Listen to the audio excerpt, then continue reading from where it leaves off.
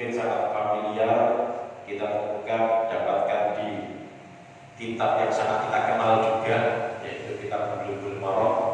Dan dalam kesempatan ini kita buka yaitu dalam kitab syarahnya, penjelasan dari Bulughul Maram ini, yang dimana di situ nanti akan ada beberapa hal yang lebih luas. Maka dalam sebuah kesempatan Rasulullah SAW itu dari Abi Hurairah, wa an Abi Hurairah radhiyallahu anhu qala Rasulullah SAW iyyakum wal hasada fa innal hasada ya'kulu hasanati kama ta'kulu naru al-habba akhrajahu Abu Dawud. Hadis ini diklasifikasikan oleh penulis yang Bulughul Maram ini dalam bab yang namanya At-Tarhib min Masawi'il Akhlaq, yaitu bab tentang menghindari akhlak yang buruk. Nah, maka di sini ada himpunan beberapa hadis yang tentang akhlak-akhlak buruk manusia. Maka di sini kok tadi disebutkan kita mewaspadai dosa yang terlupa. Nah, maka mengapa kok ini bisa menjadi awal kemaksiatan di dunia? Itu nanti akan terbuka dalam penjelasan hadis ini, dan ini sangat rentan, sangat rawan bagi kehidupan manusia, kehidupan kita sehari-hari. Nah, wa Abi Hurairah qala Rasulullah SAW iya wal hasad, berhati-hatilah atau hindarilah yang namanya al-hasad. Mungkin istilah hasad ini sudah sering didengar, sudah dikenal. Apa hasad ini kalau bahasa kita? Dengki, iri, dengki.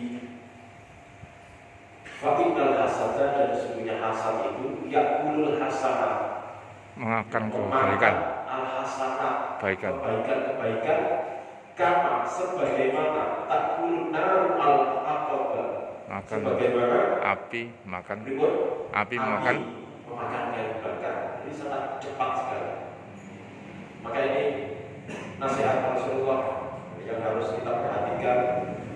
Rasulullah itu memerintahkan kita untuk menghindari peristiwa perbuatan hasad ini karena sangat berbahaya. Maka wal hasadu ma'ahu tamanna zawalin ni'mati adil maksud. Apa sih yang dimaksud dengan hasad? Hasad ini adalah sebuah angan-angan yang belum perbuatan. Hasad ini baru sebuah angan-angan, keinginan zawalin ni'mah adil maksud, menginginkan orang lain itu kehilangan nikmatnya, menginginkan tergelincirnya nikmat dari seseorang. Al-maksud itu berarti objek orang yang diiri tadi, didengki, dihasati. Idara ala ahadin nikmatan, jika melihat ala ahadin nikmatan, atas seseorang itu ada nikmat, jika melihat nikmatnya seseorang minallah, dari Allah, fa innahu yatamanna zawala, maka dia berangan-angan supaya nikmat itu hilang dari orang tersebut. Sawa'an arada li nafsihi aw antazula 'anil maksud faqad. Apakah itu ingin nikmat itu supaya dia juga memiliki yang sama, atau sekedar yang penting nikmat itu hilang dari orang tersebut? Itulah hasad. Baru sekedar angan-angan itu saja sudah berdosa. Hal yang berhasad. Wa amma an yatamanna an yakuna 'indahu islamu 'indal maksud min an-ni'mati fa hadza laysa hasadan. Akan tetapi berangan-angan untuk memiliki nikmat yang sama dengan orang lain itu bukan hasad. Hadza sama bil ghibtah, ini hanya sekedar ghibtah. Maka beda kalau misalkan ada orang punya nikmat lalu kita menginginkan nikmat yang sama. Ada tetangga ya, beli mobil baru lalu kita juga ingin saingan itu belum masuk pada hasad. Tapi kalau sampai ingin nikmat itu hilang, biasanya orang yang tetangga beli mobil baru, manasi mesin tiap pagi, yang dipanasi itu mesin mobil, tapi yang bukan mobil kok hatinya. Padahal tetangganya manasi mesin mobil, tapi hati dia ikut kepanasan. Lalu batin mulai di orangnya yang gaya gak sepiro, gak ada parkiran atau motor hanya tatuan dan hilang. Nah itu ingin supaya nikmatnya orang itu hilang darinya, itu hasad.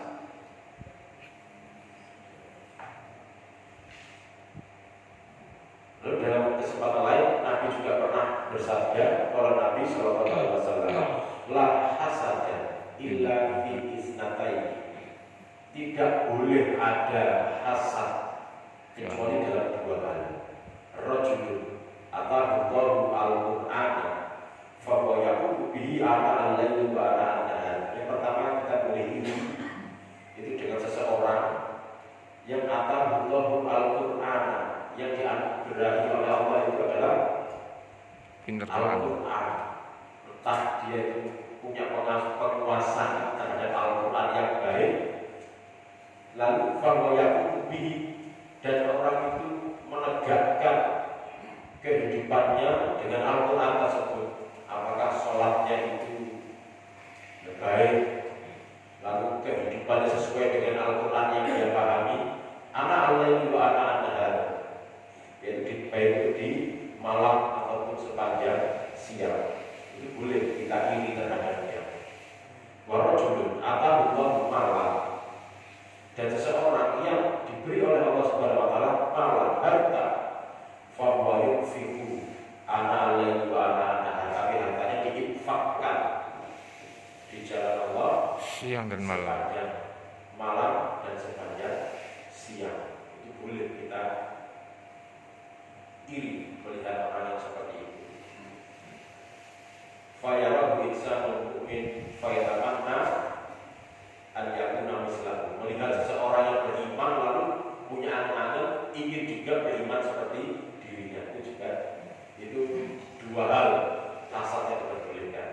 Nah, maka fahadha laisa hasadan, sebenarnya meskipun secara praktiknya itu ya sama seperti hasad karena ingin juga memiliki nikmat yang sama, bal hadza mahmudun, tapi ini adalah keinginan yang terpuji.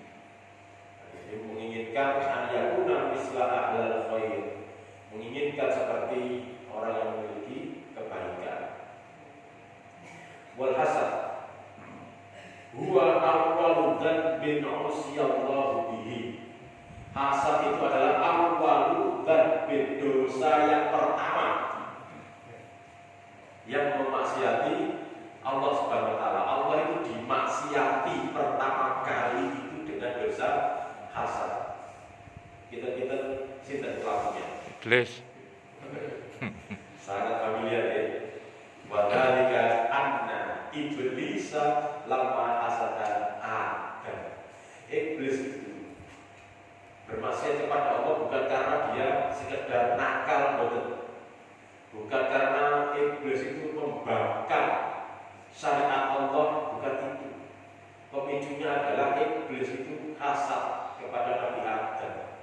Nabi Adam diberi nikmat oleh Allah, diberi karunia, makhluk yang baru tercipta, tiba-tiba makhluk-makhluk yang senior-senior itu disuruh sujud.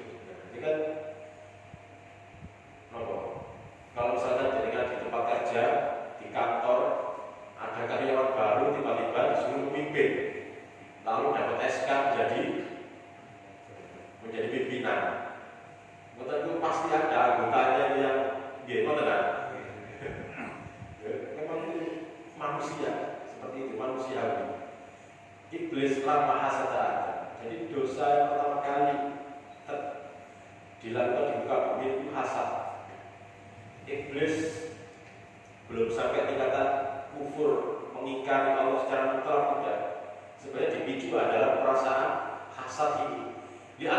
jalla wa ala fadla Adam. Karena Allah itu fadla Adam, memberikan fadilah, keutamaan kepada Nabi Adam. Wa qad khalaqahu biyadihi. Dan Allah telah menciptakannya dengan tangannya. Wa 'allamahul asma'a kullaha. Lalu diajarkan oleh Allah nama-nama. Wa 'allama Adam al-asma'a kullaha tsumma 'aradahum 'alal malaikati. Fadlahu 'alal malaikati fil ilmi. Diberi keutamaan atas malaikat, dilebihkan. Nabi Adam dijadikan lebih utama dibanding malaikat di dalam ilmunya. Langsung Allah yang mengajarkan ilmunya. Wa amaral malaikat bisujud lahu ikraman lahu, dan memerintahkan kepada para malaikat bisujud, untuk sujud ikraman lahu, penghormatan kepadanya. La ibadatan lahu, bukan sujud untuk peribadatan kepadanya, bukan untuk menyembah, tapi sujud untuk penghormatan. Li'anna ibadah innama takunu lillah, karena ibadah ini hanya kepada Allah. Kama anna abawa Yusufa wa ikhwatihi kharru lahu sujadan ikraman lahu wa tahiyatan lahu, sebagaimana bapaknya Nabi Yusuf dan ikhwatihi dan saudara-saudaranya yang juga sujadan ikraman, yang juga sujud tertunduk menghormati Nabi Yusuf. Wahada jaizun fi syar'in, wahada jaizun fi syar'i man qablana, dan ini boleh dalam syariat sebelum kita.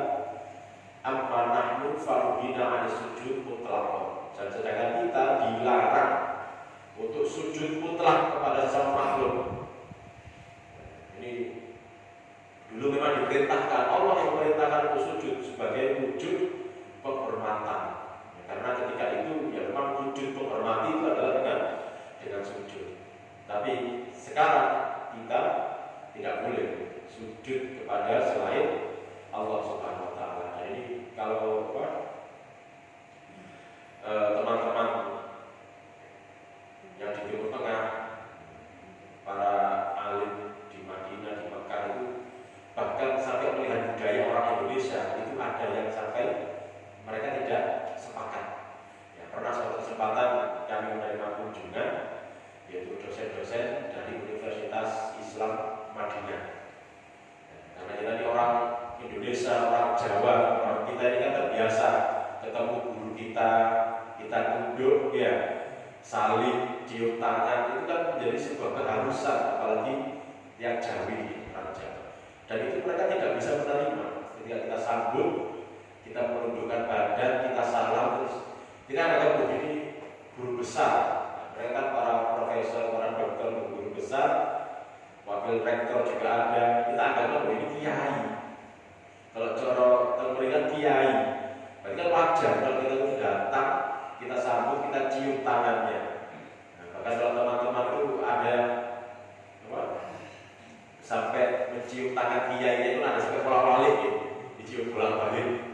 Kita pun juga melakukan yang sama. Ini kiai, ini ulama. Kita sambut, kita cium tangannya. Tapi mereka langsung memperingatkan, latarkan ar-ruku lillah, jangan ruku. Mereka menganggap kita menunduk itu adalah ruku. Latarkan, jangan ruku kalian. Ruku itu hanya kepada Allah. Bahkan ini bukan berarti budaya atau apa yang berbeda, tapi seperti ini adalah bentuk kehati-hatian. Ya, karena mereka sangat berhati-hati, jangan sampai manusia itu memberi penghormatan sesama makhluk itu berlebihan. Ya, kalau kita pun, ya mereka tidak setuju, sah saja, karena saking kehati-hatiannya. Dan kita pun juga membudayakan tunduk atau saling cium tangan, ya juga sah, juga baik, karena kita kan juga tidak ada niatan sama sekali untuk sampai mengkultuskan atau melebihkan penghormatan itu. Kan kita cium tangan, kita menunduk, itu kan juga ikramah, ya, bukan ibadah, tapi adalah penghormatan. Ya, maka itu sah juga. Cuma perbedaan persepsi seperti ini ya tidak perlu diperuncing, tidak perlu diperpanjang. Ya, cukup memang kita anggap ya, mereka yang di sana itu tidak setuju dengan budaya nunduk, cium tangan karena saking hati-hatinya. Itu kan juga masih dalam taraf ya sebuah perbedaan pendapat yang tidak sampai pada inti yang tidak sampai pada taraf akidah. Mungkin mereka itu menganggap ya ini jangan seperti itu, jangan berlebihan. Tapi kita kan itu sebagai budaya yang harus ya semestinya kita menghormati yang tua, kita memuliakan dengan hal tersebut. Maka di situ, maka dulu pun dalam sejarah juga para malaikatnya diperintahkan sujud itu adalah ikram, untuk menghormati. Lalu wa aba an yasjuda lahu min babil hasad. Maka iblis ini mengabaikan perintah Allah, membangkang, tidak mau sujud, itu adalah min babil hasad. Bukan karena